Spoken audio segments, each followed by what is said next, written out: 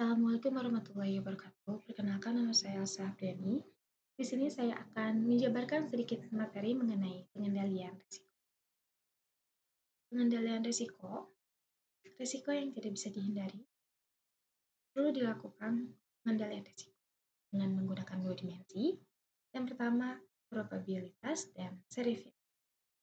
Pengendalian risiko bertujuan untuk mengurangi probabilitas munculnya kejadian, mengurangi tingkat keseriusan serius atau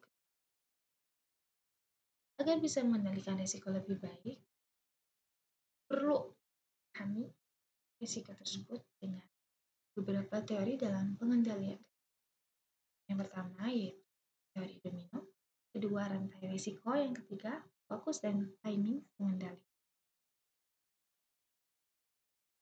Teori domino yang dikemukakan oleh Heinrich, menurut teori ini, kecelakaan bisa dilihat sebagai urutan tahap seperti digambarkan dalam kartu domino.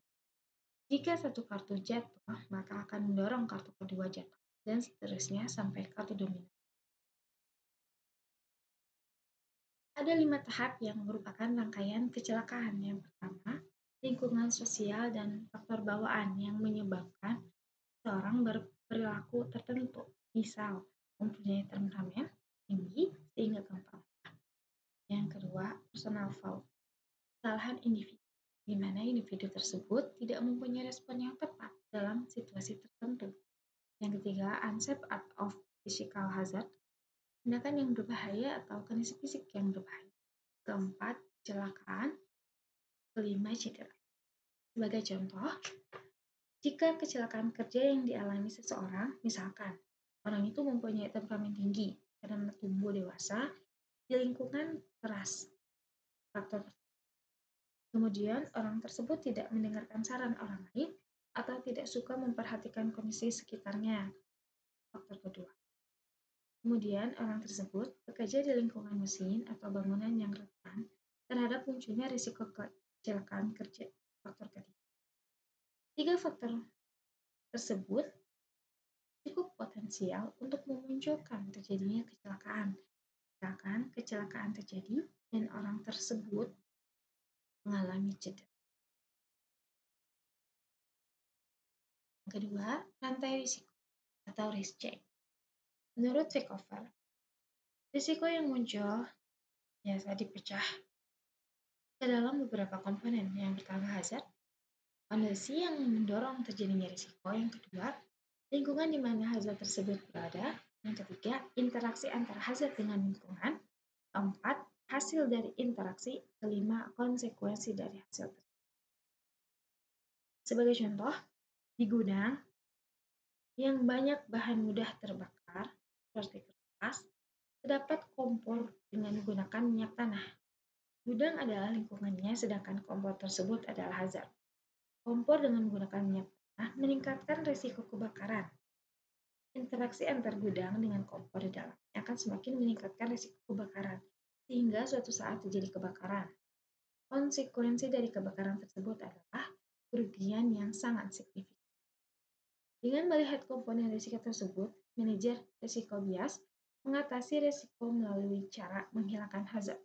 Dalam contoh itu, kompor minyak tanah bias diganti dengan kompor listrik. Lingkungan bias dibuat lebih tahan terhadap munculnya risiko.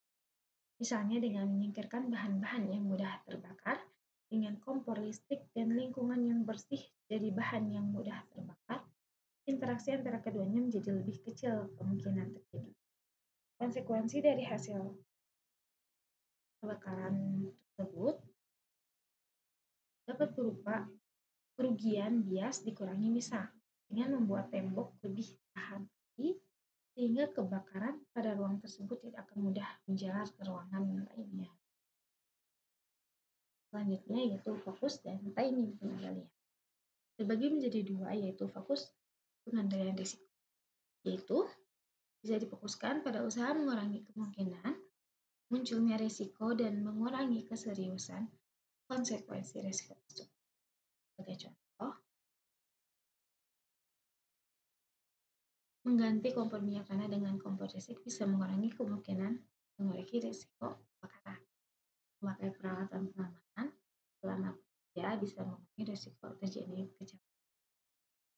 Sebaliknya, memasang alat pemadam kebakaran di gedung merupakan suatu usaha untuk mengurangi keseriusan risiko. Bahwa alat pemadam kebakaran tidak mencegah terjadinya kebakaran, tapi kebakaran bisa dengan cepat dipadamkan sehingga kerugian akibat kebakaran tersebut bisa diminimalkan. Memasang airbag di mobil merupakan contoh untuk mengurangi severity kecelakaan mobil. Perhatikan bahwa kantong udara tersebut tidak mencegah terjadinya kecelakaan, namun meminimalkan risiko terjadinya kecelakaan.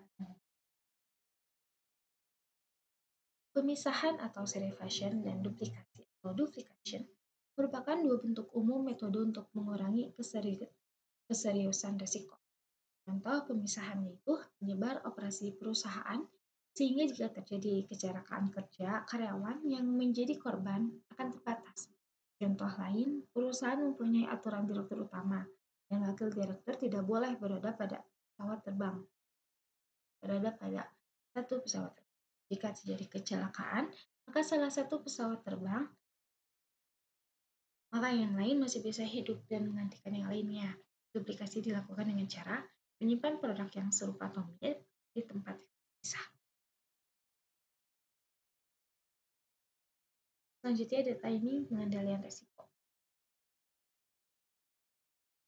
Dari sisi timing, pengendalian risiko bisa dilakukan sebelum, selama, dan sesudah risiko terjadi. Sebagai contoh, perusahaan bisa melakukan timing untuk karyawannya mengenai peraturan, prosedur, dan teknik untuk menghindari kecelakaan kerja. Karena aktivitas tersebut dilakukan sebelum terjadinya kecelakaan kerja, maka aktivitas tersebut merupakan aktivitas sebelum risiko. Mungkin sekian yang bisa saya. Pengendalian risiko juga bisa dilakukan pada saat terjadinya risiko. Sebagai contoh, kantong udara pada mobil secara otomatis akan mengembang jika terjadi kecelakaan. Pengendalian risiko bisa juga dilakukan setelah risiko terjadi. Sebagai contoh, perusahaan bisa mengelola analisa dari bangunan yang terbakar atau memperbaiki mobil. Oke, mungkin sekian yang bisa saya sampaikan. Kurang lebihnya mohon dimaafkan. Wabillahi taufiq wal hidayah. Wassalamualaikum warahmatullahi wabarakatuh.